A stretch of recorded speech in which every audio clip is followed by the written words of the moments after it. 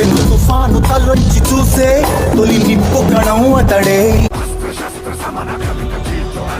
ఎంత దుర్విధి, ఇదంత దుర్విధి.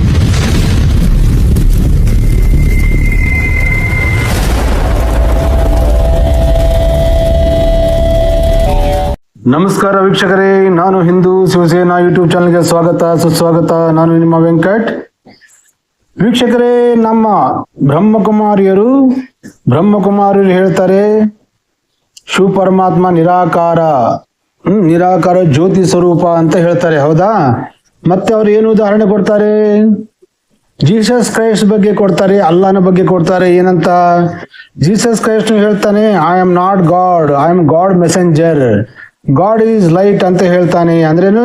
ಜ್ಯೋತಿ ಸ್ವರೂಪ, ಗಾಡ್ ಲೈಟ್ ಆಗಿದ್ದಾನೆ ಅಂತ ಹೇಳ್ತಾನಂತೆ. ಮತ್ತೆ ಮುಸ್ಲಿಮರು ಅಲ್ಲಾ ನೂರ್ ಹೇ ಅಂತ ಹೇಳ್ತಾರಂತೆ. ನೂರ್ ಅಂದ್ರೆ ತಿರ್ಗಾ ಜ್ಯೋತಿ ಅಂತಾನೆ ಬರುತ್ತೆ ಅರ್ಥ ಅಂತ ಹೇಳ್ತಾರೆ ಇವರು. ಯಾಕಂದ್ರೆ ಬ್ರಹ್ಮಕುಮಾರಿಯರು ಎಲ್ಲ ಸ್ಟಡಿ ಮಾಡಿದ್ರೆ ಅಂತ ಕಾಣಿಸುತ್ತೆ. ಮತ್ತೆ ನಾವು ಗೊತ್ತಿಲ್ಲ ನಮ್ಗೆ, ನೂರ್ ಅಂದ್ರೂ ಮತ್ತೆ ಯಾರು ಗಾಡ್ ಇಸ್ ಲೈಟ್ ಅಂದ್ರೂ ಪರಮಾತ್ಮ ಅಂತ ನಮ್ಗೆ ಗೊತ್ತಿದ್ದಿಲ್ಲ ಇಷ್ಟು ವರ್ಷ. ಮತ್ತೆ ಬ್ರಹ್ಮಕುಮಾರಿಯರು ಹೇಳಿದ್ರಿಂದ ಗೊತ್ತಾಗಿದೆ.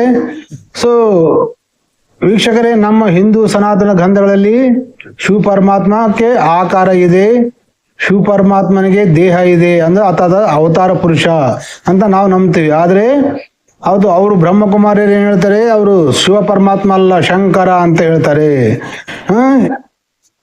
ಶಂಕರ ಆದ್ರೆ ಶ್ರೀಶೈಲ ಮಲ್ಲಿಕಾರ್ಜುನ ನಲ್ಲಿ ಮತ್ತೆ ಉಜ್ಜಯಿನಿ ಮತ್ತೆ ಕಾಶಿಯಲ್ಲಿ ಶಿವ ಪರಮಾತ್ಮನ ದೇವಸ್ಥಾನ ಅಲ್ವಾ? ಶಿವ ಪರಮಾತ್ಮನ ದೇವಸ್ಥಾನದಲ್ಲಿ ಮತ್ತೆ ಅಮ್ಮ ದೇವಿ ಇದ್ದಾಳಲ್ಲ, ಪಾರ್ವತಿ, ಮತ್ತೆ ಆಕೆಯನ್ನು ಶಿವ ಪರಮಾತ್ಮ ಬೇರೆಯವರ ಹೆಂಡತಿಯನ್ನು ತಂದು ಎದಕ್ಕೆ ತನ್ನ ಬಗಲಾಗ ಎದಕ್ಕಿಟ್ಕೊಂಡನ. ಅಣ್ಣ ಇನ್ನು ಏನೋ ಬೇಕಣ್ಣ. ನಿಮ್ಮ ಅಪ್ಪ ಅಮ್ಮ ನಿನ್ನದು ಏನು ಅಂತ ಹುಟ್ಟಿಸ್ಬಿಟ್ರು. ಅದೇನು ಮುಹೂರ್ತ ನೋಡಬೇಕು, ನಿನ್ನ ಹುಟ್ಟಿಸಿದ ಮುಹೂರ್ತನ. ಇದು ನಮ್ಮ ಪ್ರಶ್ನೆ. ಸೊ ವೀಕ್ಷಕರೇ, ಈಗ ನಾವು ನಮ್ಮ ಹಿಂದೂ ಗ್ರಂಥಗಳಲ್ಲಿ ಹೇಳ್ತಕ್ಕಂಥ ಶಿವ ಪರಮಾತ್ಮ ಶಂಕರ ಅಂತ ಹೇಳ್ತಾರೆ. ಅವರು ನಿರಾಕಾರ ಶಿವ ಪರಮಾತ್ಮ ಬೇರೆ. ಅಂದ್ರೆ ಇವರು ಅಲ್ಲಾ ನೂರ್ ಹೈ ಅಂತ ಹೇಳ್ತಾರ, ಅದು ಶಿವ ಪರಮಾತ್ಮನೇ. ಮತ್ತೆ ಜೀಸಸ್ ಕ್ರೈಸ್ಟ್ ಹೇಳಿದ್ದು ಗಾಡ್ ಇಸ್ ಲೈಟ್, ಆತನು ಶಿವ ಪರಮಾತ್ಮನೆ ಅಂತ ಹೇಳ್ತಾರೆ ಇವರು. ಮತ್ತೆ ಶಿವ ಪರಮಾತ್ಮ, ಜೀಸಸ್ ಕ್ರೈಸ್ಟ್ ಹೇಳಿದ ಶಿವ ಪರಮಾತ್ಮ ನಮ್ಗೆ ಎಲ್ಲಿ ಸಿಗ್ತಾನೆ? ಬೈಬಲ್ ನಲ್ಲಿ ಸಿಗ್ತಾನೆ. ಮತ್ತೆ ಇವರು ಹೇಳ್ತಿರೋ, ಯಾರು ಬ್ರಹ್ಮಕುಮಾರಿಯರು ಹೇಳ್ತಿರೋ ಶಿವ ಪರಮಾತ್ಮ ನಮ್ಗೆ ಎಲ್ಲಿ ಸಿಗ್ತಾನೆ? ನಮ್ಮ ಹಿಂದೂ ಗ್ರಂಥಗಳಲ್ಲಿ ಸಿಗಲ್ಲ. ಅರ್ಥ ಆಯ್ತಲ್ಲ ವೀಕ್ಷಕರೇ? ಇದು ಬೇಸ್ ಗಮನ ಇಟ್ಟು ಕೇಳಬೇಕು. ನಮ್ಮ ಹಿಂದೂ ಸನಾತನ ಗ್ರಂಥಗಳಲ್ಲಿ ಶಿವನ ಬಗ್ಗೆ ಶಿವ ಪುರಾಣ, ಶಿವಲಿಂಗ ಪುರಾಣ ಇವೆಲ್ಲ ಇದಾವಲ್ಲ, ಇವೆಲ್ಲ ಸುಳ್ಳು ಅಂತ ಹೇಳ್ತಾರೆ ಅವರು. ಇವೆಲ್ಲ ಮನುಷ್ಯರು ಬರೆದದ್ದು. ಬೈಬಲ್ ಕುರಾನು ಹೇಳಿದ್ದು ದೇವರು ಶಿವ ಪರಮಾತ್ಮ ಕೊಟ್ಟಿದ್ದು ಅಂತ ಹೇಳ್ತಾರೆ ಇವರು. ಮತ್ತೆ ಬ್ರಹ್ಮಕುಮಾರಿಯರಿಗೆ ಏನ್ ಕೊಟ್ಟಿದ್ದ ಅಂದ್ರೆ, ಈ ದಾದಾ ಲೇಖರಾಜ್ ಎಂಬ ಮುದುಕ ಇದನ್ನಲ್ಲ, ಆ ಮುದುಕನ ಶರೀರದ ಮೂಲಕ ಶಿವ ಪರಮಾತ್ಮ ಜ್ಞಾನ ಕೊಡ್ತಾ ಇದ್ದಾರಂತೆ ಪ್ರಪಂಚಕ್ಕೆ. ಮತ್ತೆ ಇದು ನಾವು ನಂಬಬೇಕು, ಹೌದಿಲ್ಲ? ಸೊ ಮತ್ತೇನ್ ಹೇಳ್ತಾರೆ ಈ ಬ್ರಹ್ಮಕುಮಾರಿಯರು? ಜೀಸಸ್ ಕ್ರೈಸ್ಟ್ ಹೇಳಿದ್ದಾನೆ, I am not god, god is god messenger ಅಂತ ಹೇಳಿದ್ದಾನೆ. ಮತ್ತೆ ಜನರೆಲ್ಲರೂ ಮತ್ತೆ ಏನು ಅಲ್ಲಾ ನೂರ್ ಹೈ ಅಂತ ಹೇಳಿದ್ದಾರೆ ಹೊರತು ಮೊಹಮ್ಮದ್ ಪ್ರವಕ್ತ ದೇವರಲ್ಲ, ಅಲ್ಲ ಅಂತ ಹೇಳ್ತಾರೆ. ಮತ್ತೆ ಇವರೆಲ್ಲರೂ ಅಲ್ಲಾಕು ಚೋಡ್ಕೆ ಮುಲ್ಲಾಕು ಪಕಳ್ಳಿ ಅಂತಾನು ಹೇಳ್ತಾರೆ ಬ್ರಹ್ಮಕುಮಾರಿಯರು. ಸೊ ವೀಕ್ಷಕರೇ, ಮತ್ತೆ ನಾವ್ ಹೇಳ್ತೀವಿ ಅಲ್ಲಾಕು ಚೋಡ್ಕೆ ಮುಲ್ಲಾಕು ಪಕಳ್ಳಿ ಅಂತ ಅವ್ರಿಗೆ ಹೇಳೋ ಮೊದಲು, ಮತ್ತೆ ಈ ಬ್ರಹ್ಮಕುಮಾರಿಯವರು ಮತ್ತೆ ಶಿವ ಪರಮಾತ್ಮನ ಒಬ್ಬನ್ನೇ ಪೂಜೆ ಮಾಡ್ತಾ ಇದಾರ? ಇಲ್ಲ, ಈ ದಾದಾ ಲೇಖರಾಜ್ ಎಂಬ ಮುದುಕನ ಫೋಟೋ ಇಟ್ಟು ಬ್ರಹ್ಮನ ಸ್ಥಾನದಲ್ಲಿ ಅವನಿಟ್ಟು ಅವನ ಬ್ರಹ್ಮ ಮತ್ತೆ ಅವನು ವಿಷ್ಣು, ಅವನು ಪರಮಾತ್ಮ, ಶಿವ ಬಾಬಾ ಅಂತ ಕರೀತಾರ. ಮತ್ತೆ ಅವರು ಮುಲ್ಲಾನ ನಂಬಿದಾಗ ಮತ್ತೆ ಇವ್ರು ಕೂಡ ಮುಲ್ಲಾನ ನಂಬ್ತಾರಲ್ಲ, ಹೌದಲ್ಲ ವೀಕ್ಷಕರೇ? ಯೋಚನೆ ಮಾಡಿ. ಯಾಕಂದ್ರೆ ನಾವು ಬೇರೆಯವ್ರಿಗೆ ನೀತಿಗಳು ಹೇಳ್ತೀವಿ, ಬಟ್ ನಾವೇನ್ ತಪ್ಪು ಮಾಡ್ತೀವಿ ಅದು ಗೊತ್ತಾಗಲ್ಲ. ಅದ್ರ ಬಗ್ಗೆ ಹೇಳಿ ಮಾತ್ರ ಸಿಟ್ಟು ಬರ್ತೀವಿ ಇವ್ರಿಗೆ, ಹೌದಿಲ್ಲ? ಸೊ ನಾವು ಶಿವ ಪರಮಾತ್ಮ ಬಗ್ಗೆ ಒಂದೇ ಹೇಳ್ತೀವಿ, ಶಿವ ಪರಮಾತ್ಮನ ಬಗ್ಗೆ ಒಂದೇ ಪೂಜೆ ಮಾಡ್ತೀವಿ ಅಂದ್ರೆ ಬೇರೆ ವಿಷಯ. ಆದ್ರೆ ನೀವು ಕೂಡ ಬ್ರಹ್ಮಕುಮಾರಿಯರು ಕೂಡ ಅಲ್ಲಾ ಕುಚ್ ಹೊಡ್ಕೆ ಮುಲ್ಲಾ ಕುಚ್ ಪಕಳಿ, ಮುಲ್ಲಾ ಕುಚ್ ಶಿವ ಬಾಬಾ ಸಮದ್ರೆ ಆತನ ಶರೀರದ ಮೂಲಕ ಜ್ಞಾನ ಕೊಡ್ತಾನೆ ಅಂತ ನಾವು ನಂಬಕ್ಕಂತದನ್ನ. ಅರ್ಥ ಆಯ್ತಲ್ಲ ವೀಕ್ಷಕರೇ? ಇದು ಕಲಿಯುಗದ ಕಲಿಪುರುಷನ ಮಹಿಮೆ, ಇದು ಲೇಖ್ಯ ಮತಗಳ ಪ್ರಭಾವ. ಸೊ ನಾವು ಇರ್ಲಿ ಪರವಾಗಿಲ್ಲ. ಮತ್ತೆ ಇವರು ಗಾಡ್ ಇಸ್ ಗ್ರೇಟ್, ಯಾವುದು ಗಾಡ್ ಇಸ್ ಲೈಟ್ ಅಂತ ಹೇಳ್ತಾರಲ್ಲ ಜೀಸಸ್ ಕ್ರೈಸ್ಟ್, ಅದನ್ನ ಇವ್ರು ನಂಬ್ತಾರಲ್ಲ. ಮತ್ತೆ ಆ ಜೀಸಸ್ ಕ್ರೈಸ್ಟ್ ಹೇಳಿದಂತ ಗಾಡ್ ನಮ್ಗೆ ಎಲ್ಲಿ ಸಿಗ್ತಾನೆ ಅಂದ್ರೆ ಗಾಡ್ ಇಸ್ ಲೈಟ್ ಬೈಬಲ್ ಅಲ್ಲಿ ಸಿಗ್ತಾನೆ, ಹೌದಲ್ಲ? ಸೊ ಮತ್ತೆ ಆ ಶಿವ ಪರಮಾತ್ಮ, ಬೈಬಲ್ ಶಿವ ಪರಮಾತ್ಮ, ನಿರಾಕಾರ ಶಿವ ಪರಮಾತ್ಮ, ಇವ್ರಿಗೆ ಏನ್ ಜ್ಞಾನ ಕೊಟ್ಟಿದ್ದಾನೆ? ಯಾರಿಗೆ? ಕ್ರಿಶ್ಚಿಯನಿಯರಿಗೆ. ಹೌದಲ್ಲ? ಅದನ್ನ ನೋಡೋಣ. ಮತ್ತೆ ನಾವು ಹೇಳಿದ ಮೇಲೆ ಈ ಶಿವ ಪರಮಾತ್ಮನ ಆಯ್ತಾ, ಮತ್ತೆ ಕಲಿಪುರುಷನ, ಕಲಿಯುಗ ರಾಕ್ಷಸನ ಅಂತ ನೀವೇ ಹೇಳ್ಬೇಕು ವೀಕ್ಷಕರು, ಕೇಳಿದ ಮೇಲೆ. ಸೊ ನಾವು ಈ ಬೈಬಲ್ ಅನ್ನು ಓದುತ್ತಾ ಕೆಲವು ಪ್ರಶ್ನೆಗಳನ್ನು ಕೇಳ್ತೀವಿ. ಯಾರಿಗೆ? ಈ ನಿರಾಕಾರ ಪರಮಾತ್ಮ ನಂಬುವವರಿಗೆ, ಮತ್ತೆ ಗಾಡ್ ಇಸ್ ಲೈಟ್ ಅಂತಾರಲ್ಲ, ಲೈಟ್ ನಂಬುವವರಿಗೆ ಕೇಳ್ತೀವಿ, ಮತ್ತೆ ಅವರೇ ಉತ್ತರ ಕೊಡಬೇಕು ನಮಗೆ. ಸೊ ಬೈಬಲ್ ನಲ್ಲಿ ಮೊಟ್ಟ ಮೊದಲ ಆದಿಕಾಂಡ ಅಂತ ಬರುತ್ತೆ. ಯಾರು? ಗಾಡ್ ಇಸ್ ಲೈಟ್ ಅಂತ ಹೇಳಿದನಲ್ಲ ಜೀಸಸ್ ಕ್ರೈಸ್ಟ್. ಆ ಜೀಸಸ್ ಕ್ರೈಸ್ಟ್ ಹೇಳ್ತಾ ಇದ್ದಾನೆ, ಜೀಸಸ್ ಕ್ರೈಸ್ಟ್ ಹೇಳಿದಂತ ಲೈಟ್ ಹೇಳ್ತಾ ಇದ್ದಾನೆ. ಹೆಂಗ ಈ ಪ್ರಪಂಚ, ಈ ಸೃಷ್ಟಿ ಹೇಗಾಯ್ತು ಅಂತೇಳಿ ಹೇಳ್ತಾ ಇದ್ದಾನೆ. ಏನಂತ? ಆದಿಯಲ್ಲಿ ದೇವರು ಆಕಾಶವನ್ನು ಭೂಮಿಯನ್ನು ಸೃಷ್ಟಿಸಿದನು. ಅಧ್ಯಾಯ 1 ಆದಿಕಾಂಡ ಅಧ್ಯಾಯ 1 ನೋಡಿ. ಭೂಮಿಯು ನಿರಾಕಾರವಾಗಿಯೂ ಶೂನ್ಯವಾಗಿಯೂ ಇತ್ತು. ಅಗಾಧದ ಮೇಲೆ ಕತ್ತಲೆ ಇತ್ತು. ದೇವರ ಆತ್ಮನು ನೀರುಗಳ ಮೇಲೆ ಚಲಿಸುತ್ತಿತ್ತು. ನೋಡಿದ್ರೆ ವೀಕ್ಷಕರೇ, ಕೇಳಿದ್ರಲ್ಲ? ಇದು ಯಾರು? ಶಿವ ಪರಮಾತ್ಮ, ನಿರಾಕಾರ ಶಿವ ಪರಮಾತ್ಮ ಹೇಳ್ತಾ ಇದ್ದಾನೆ. ಯಾರು? ಜೀಸಸ್ ಕ್ರೈಸ್ಟ್ ಹೇಳಿದಂತ ಲೈಟ್, ಮತ್ತು ಬ್ರಹ್ಮಕುಮಾರರು ಹೇಳ್ತಿರ್ತಕ್ಕಂಥ ಲೈಟ್, ನಿರಾಕಾರ ಪರಮಾತ್ಮ. ಸೊ ನಾನು ಇಲ್ಲಿ ಕೇಳ್ತಿದ್ದ ಪ್ರಶ್ನೆಗಳು ಯಾರಿಗೆ? ಬೈಬಲ್ ಪಂಡಿತರಿಗೆ ಆಯ್ತು, ಈ ನಿರಾಕಾರ ಶಿವ ಪರಮಾತ್ಮ ನಂಬುವವರಿಗೆ ಆಯ್ತು. ಭೂಮಿಯು ನಿರಾಕಾರವಾಗಿಯೂ ಶೂನ್ಯವಾಗಿಯೂ ಇತ್ತಂತ, ಅಗಾಧದ ಮೇಲೆ ಕತ್ತಲೆ ಇತ್ತು. ಅಂದ್ರೇನು? ಕತ್ತಲೆ ಇತ್ತದು ಯಾರು? ಶಿವ ಪರಮಾತ್ಮ ಸೃಷ್ಟಿಸಿದ ಅಲ್ಲ. ಯಾರು? ಏನಂತ ಹೇಳ್ತಾ? ಆದಿಯಲ್ಲಿ ದೇವರು ಅಂತ ಕೊಟ್ಟು ಹೇಳಿದನಲ್ಲಿ, ಆದಿಯಲ್ಲಿ ದೇವರು ಆಕಾಶವನ್ನು ಭೂಮಿಯನ್ನು ಸೃಷ್ಟಿಸಿದನು. ಅಂದ್ರೆ ಆಕಾಶ ಭೂಮಿಯ ಶಿವ ಪರಮಾತ್ಮ ಸೃಷ್ಟಿಸಿದಾನೆ. ಯಾರು? ಲೈಟು. ಜೀಸಸ್ ಕ್ರೈಸ್ಟ್ ಹೇಳಿದ ಲೈಟು, ಬ್ರಹ್ಮಕುಮಾರಿ ಹೇಳ್ತಿರ್ಕೊಂಡು ನಿರಾಕಾರ ಶಿವ ಪರಮಾತ್ಮ. ಮತ್ತೇನ್ ಹೇಳ್ತಾರೆ ಮುಂದೆ? 2ನೇ ವಚನದಲ್ಲಿ, ಭೂಮಿಯು ನಿರಾಕಾರವಾಗಿಯೂ ಶೂನ್ಯವಾಗಿಯೂ ಇತ್ತು, ಅಗಾಧದ ಮೇಲೆ ಕತ್ತಲೆ ಇತ್ತು. ಅಂದ್ರೆ ಭೂಮಿಯು ನಿರಾಕಾರ ಅಂದ್ರೆ ನೋಡ್ರಿ, ಭೂಮಿಯು ನಿರಾಕಾರವಾಗಿತ್ತಂದ್ರೆ ಅರ್ಥ ಏನ್ರಿ ಹೇಳ್ರಿ? ನಿರಾಕಾರ ಅಂದ್ರೆ ಆಕಾರ ಇಲ್ಲದಕ್ಕ ಅಂತಾರ, ಹೌದಿಲ್ಲ? ಯಾವ ಆಕಾರ ಇಲ್ಲದಕ್ಕೆ ನಿರಾಕಾರ ಅಂತ ಹೇಳ್ತಾರ. ಭೂಮಿ ನಿರಾಕಾರವಾಗಿತ್ತಂದ್ರೆ ಭೂಮಿ ನಿರಾಕಾರ ಇರ್ತದೇನ್ರಿ? ಭೂಮಿ ಅಂದ್ರೆ ಆಕಾರ ಅಲ್ಲ.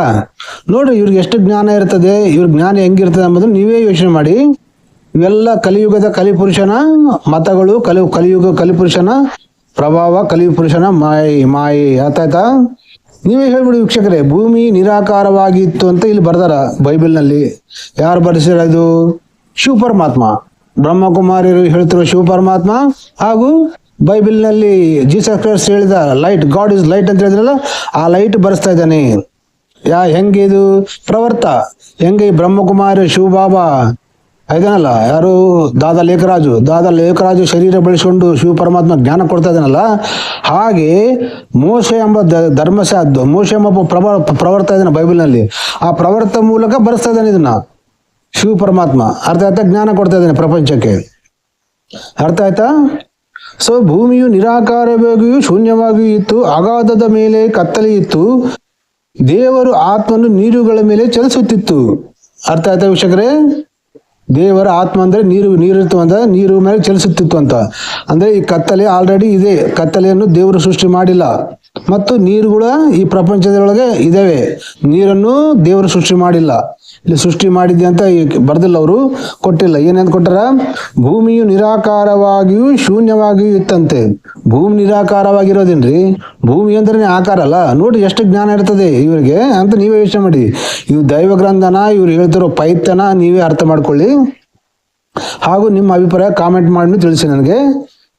ಅಗಾಧದ ಮೇಲೆ ಕತ್ತಲೆ ಇತ್ತು ಅಂದ್ರೆ ಪ್ರಪಂಚ ಎಲ್ಲ ಕತ್ತಲು ತುಂಬಿತ್ತಂತ. ಅಂದ್ರೆ ಕತ್ತಲನ್ನು ದೇವ್ರು ಸೃಷ್ಟಿ ಮಾಡಿಲ್ಲ. ಆದ ಮುಂದೆ ನೋಡಿ, ದೇವರ ಆತ್ಮನು ನೀರುಗಳ ಮೇಲೆ ಚಲಿಸುತ್ತಿತ್ತು. ಅಂದ್ರೆ ಆತ್ಮ ಚಲಿಸದೇನ್ರಿ? ನೀರುಗಳ ಮೇಲೆ ಚಲಿಸಕ್ಕೆ ಏನ್ ಬೇಕು? ಕಾಲುಗಳು ಬೇಕು, ದೇಹ ಬೇಕು, ಹೌದಾ? ನಿರಾಕಾರ ಶಿವ ಪರಮಾತ್ಮ ದೇಹನ ಇಲ್ದಾಗ ಆತ್ಮ ಹೆಂಗ ಚಲಿಸ್ತದ? ಹೌದಾ? ಇದಕ್ಕೆ ನೀವೇ ಉತ್ತರ ಕೊಡಿ. ಆಗ ದೇವರು ಬೆಳಕಾಗಲಿ ಎಂದನು, ಬೆಳಕಾಯ್ತಂತೆ, ಬೆಳಕಾಯಿತು. ದೇವರು ಬೆಳಕನ್ನು ಒಳ್ಳೆಯದೆಂದು ನೋಡಿದನು, ದೇವರು ಬೆಳಕನ್ನು ಕತ್ತಲೆಯಿಂದ ಬೇರೆ ಮಾಡಿದನು. ನೋಡಿದ್ರ ವೀಕ್ಷಕರೇ, ಇದು ಜ್ಞಾನ. ಯಾರು? ನಿರಾಕಾರ ಶಿವ ಪರಮಾತ್ಮನ ಜ್ಞಾನ. ಏನಂತೆ? ಆಗ ದೇವರು ಬೆಳಕಾಗಲಿ ಎಂದನಂತೆ. ಕತ್ತಲಿತ್ತಲೆಲ್ಲ ಆಲ್ರೆಡಿ, ಕತ್ತಲಂತೂ ಅದು ಸೃಷ್ಟಿ ಮಾಡಿಲ್ಲ, ಕತ್ತಲೆ ಆಲ್ರೆಡಿ ಇತ್ತು, ಹೌದಾ? ಸೊ ಬೆಳಕಾಗಲಿ ಅಂದನು, ಬೆಳಕಾಯಿತು. ನೋಡ್ರಿ, ಅಂದ್ರೆ ಈಗ ನೋಡಿ, ನಮ್ಮ ಬ್ರಹ್ಮಕುಮಾರಿ ಯಾರಾಯ್ತು, ಮತ್ತೆ ಜೀಸಸ್ ಕ್ರೈಸ್ಟ್ ಆಯ್ತು, ಗಾಡ್ ಇಸ್ ಲೈಟ್ ಅಂತ ಹೇಳ್ತಾರೆ. ಜ್ಯೋತಿ ಸ್ವರೂಪ ನಿರಾಕಾರ ಪರಮಾತ್ಮ, ಅದಕ್ಕೆ ದೇಹ ಇಲ್ಲ ಏನಿಲ್ಲ ಅಂತ ಹೇಳ್ತಾರೆ. ಹೌದಾ ಇಲ್ವಾ? ಮತ್ತೆ ನಿರಾಕಾರ ಪರಮಾತ್ಮ ಜ್ಯೋತಿ ಸ್ವರೂಪನಾಗಿದ್ದಾಗ ಹೇಗೆ ಮಾತಾಡ್ತಾನೆ? ಹೌದಾ? ಅಂದ್ರೆ ಈ ಹೆಂಗ ಈ ದಾದ ಲೇಖರಾಜು ಶರೀರದೊಳಗೆ ಮಾತಾಡ್ತಾನ, ಹಂಗ ಈ ಮೋಶ ಎಂಬ ಪ್ರವರ್ತನೆಗೆ ಬಂದು ಮಾತಾಡಕತ್ತಾನಲ್ಲ. ರೈಟ್. ಸರಿ. ಮತ್ತೆ ಆತನ ತುರು ಹೇಳಕತ್ತಾನ, ಆತನ ತುರು ಜ್ಞಾನ ಕೊಡಕತ್ತಾನ. ಹೌದಾ? ಸರಿ. ಆತನ ಶರೀರದ ಆಧಾರದಿಂದ ಜ್ಞಾನ ಕೊಡಕತ್ತಾನ. ಏನಂತ? ದೇವರು ಬೆಳಕಾಗಲಿ, ಬೆಳಕನ್ನು ಒಳ್ಳೆಯದೆಂದು ನೋಡಿದನು. ಅಂದ್ರೆ ಬೆಳಕು ನೋಡಿದ ಮೇಲೆ ಗೊತ್ತಾಯ್ತಾನ, ಮತ್ತೆ ಅದಕ್ಕೆ ಬೆಳಕು ಒಳ್ಳೆಯದು ಅನ್ಕಸಿ. ಅದಕ್ಕಿಂತ ಮೊದಲು ಗೊತ್ತಿಲ್ಲ. ಬೆಳಕನ್ನು ಕತ್ತಲೆಯಿಂದ ಬೇರೆ ಮಾಡಿದನು. ನೋಡ್ರ, ಇಲ್ಲೊಂದು ಪಾಯಿಂಟ್ ಅಲ್ರಿ. ಇವಾಗ ಟೋಟಲ್ ಕತ್ತಲಿದ್ದಾಗ ಬೆಳಕಾಗಲಿ ಅಂತ ದೇವ್ರ ಅಂದ. ಹೌದಾ? ಯಾರು? ನಿರಾಕಾರ ಶಿವ ಪರಮಾತ್ಮ. ಬ್ರಹ್ಮಕುಮಾರಿಯರು ಹೇಳುವ ಶಿವ ಪರಮಾತ್ಮ ಹಾಗೂ ಗಾಡ್ ಇಸ್ ಲೈಟ್ ಅಂತ ಹೇಳಿದ್ರೆ ಜೀಸಸ್ ಕ್ರೈಸ್ಟ್ ಪರಮಾತ್ಮ. ಹೌದಾ? ಮತ್ತೆ ಏನು ಬೆಳಕನ್ನು ಕತ್ತಲೆಯಿಂದ ಬೇರೆ ಮಾಡಿದಂದ್ರೆ ಹೆಂಗ್ ಮಾಡಕ್ಕಾಗ್ತದ್ರಿ? ಇವಾಗ ಕತ್ತಲಿದ್ರೆ ಬೆಳಕಿರೋದಿಲ್ಲ, ಬೆಳಕಿದ್ರೆ ಕತ್ತಲೆ ಇರೋದಿಲ್ಲ. ಹೌದಾ ಅಲ್ವಾ? ಈಗ ನೋಡಿ, ಸೂರ್ಯ ಮುಳುಗಿದ ಮೇಲೆ ಕತ್ತಲಾಗ್ತದ. ಹೌದಾ?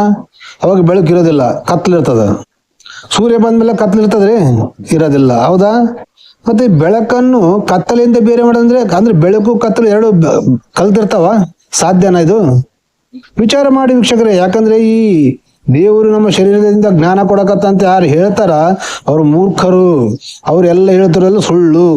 ನಾವು ಕೇಳೋ ಪ್ರಶ್ನೆಗೂ ಉತ್ತರ ಕೊಡೋದೇ ಇಲ್ಲ, ಅವರು ಕೊಡಲ್ಗೂ ಆಗೋದೂ ಇಲ್ಲ. ಹೌದಲ್ಲ ವೀಕ್ಷಕರೇ? ಸೊ ಹೀಗೆ ಒಬ್ಬೊಬ್ಬರು ಒಂದೊಂದು ಮತವನ್ನು ಸೃಷ್ಟಿ ಮಾಡಿಕೊಂಡು ಸನಾತನ ಧರ್ಮವನ್ನು ನಾಶ ಮಾಡಲು ಹಾಗೂ ಹಿಂದೂಗಳನ್ನು ಮೋಸ ಮಾಡಲು ಇವರ ಒಂದು ಸೃಷ್ಟಿ, ಇವರ ಒಂದು ಬಿಸ್ನೆಸ್, ಇವರೊಂದು ವ್ಯಾಪಾರ.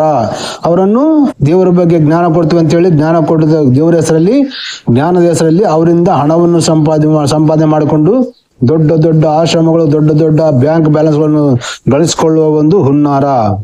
ನಮಗೆ ನಮ್ಮ ಸನಾತನ ಧರ್ಮದಲ್ಲಿ, ನಮ್ಮ ಇಡೀ ಪ್ರಪಂಚದಲ್ಲಿ ಆಲಯಗಳು, ದೇವಾಲಯಗಳು ಕಟ್ಟಿಸಿದ್ದಾರೆ. ಅದಕ್ಕೆ ದೇವಾಲಯ ಅಂದ್ರೆ ಅರ್ಥ ಏನು ಗೊತ್ತಲ್ಲ ನಿಮಗೆ? ದೇವರ ಗುಡಿಯಲ್ಲಿ ಹೋಗಿ ಆ ಲಯವಾಗುವುದು, ದೇವರಲ್ಲಿ ನಾವು ಲಯವಾಗುವುದು ಅಂದ್ರೆ ಧ್ಯಾನ, ಮೆಡಿಟೇಷನ್ ಮಾಡುವುದಕ್ಕಾಗಿ ದೇವರ ಆಲಯಗಳನ್ನು ಕಟ್ಟಿಸಿಕೊಟ್ಟಿದ್ದಾರೆ ಜನರಿಗೆ. ಯಾವ ದೇವಾಲಯಕ್ಕೂ ಹೋಗ್ರಿ ನೀವು, ಅಲ್ಲಿ ಹೋಗಿ ನಿಮಗೆ ಬೇಕಾದ ಪರಮಾತ್ಮನ ಬಗ್ಗೆ ಧ್ಯಾನ ಮಾಡ್ರಿ. ದೇವರಲ್ಲಿ ಲಯವಾಗುವುದಕ್ಕೆ ದೇವರ ಆಲಯ ಅಂತ ಹೇಳ್ತಾರೆ. ಆ ಲಯ ಅಂದ್ರೆ ಏನು? ಅಲ್ಲಿ ಲಯವಾಗುವುದಕ್ಕೆ ಆಲಯ. ದೇವರಲ್ಲಿ ದೇವಾಲಯ, ದೇವರಲ್ಲಿ ಆ ಲಯವಾಗುವುದು, ದೇವರಲ್ಲಿ ಲಯವಾಗುವುದಕ್ಕೆ ದೇವಾಲಯ ಅಂತ ಅರ್ಥ ಆಯ್ತಲ್ಲ ವೀಕ್ಷಕರೇ? ಸೊ ವೀಕ್ಷಕರೇ, ಮತ್ತೆ ಮುಂದಿನ ವಿಡಿಯೋ ಜೊತೆಗೆ ಭೇಟಿ ಆಗೋಣ. ಈ ವಿಡಿಯೋ ಬಗ್ಗೆ ಮತ್ತೆ ನೀವೇನಂತ ನಿಮ್ಮ ಅಭಿಪ್ರಾಯ ಕಾಮೆಂಟ್ ಮಾಡಿ ತಿಳಿಸಿ. ನಾನು ನೋಡ್ತಾ ಇರಿ, ನಮ್ಮ ಚಾನಲ್ ಅನ್ನು ಸಬ್ಸ್ಕ್ರೈಬ್ ಮಾಡಿಕೊಳ್ಳಿ, ಲೈಕ್ ಮಾಡಿ. ಹಾಗೂ ನಾವು ಈ ಧರ್ಮಕ್ಕಾಗಿ ಹೋರಾಟ ನಡೆಸಿದ್ದೇವೆ ವೀಕ್ಷಕರೇ. ನಮ್ಮ ಮೇಲೆ ಅನೇಕ ಕೇಸ್ಗಳು ಬರ್ತವೆ. ಆ ಕೇಸ್ಗಳನ್ನು ಹೋರಾಡಲು ಒಳ್ಳೆ ವಕೀಲರನ್ನು ಇಟ್ಟು ಕೇಸ್ಗಳನ್ನು ಕೋರ್ಟಲ್ಲಿ ನಾವು ಹೋರಾಡಿ ಗೆಲ್ಲಲು ಆರ್ಥಿಕ ಸಹಾಯ ನೀಡ್ತಾರೆ ಅಂತೇಳಿ ನಾನು ಫೋನ್ ಪೇ, ಗೂಗಲ್ ಪೇ ಅನ್ನು ಇಟ್ಟಿದ್ದೇನೆ ನಮ್ಮ ವಿಡಿಯೋದಲ್ಲಿ.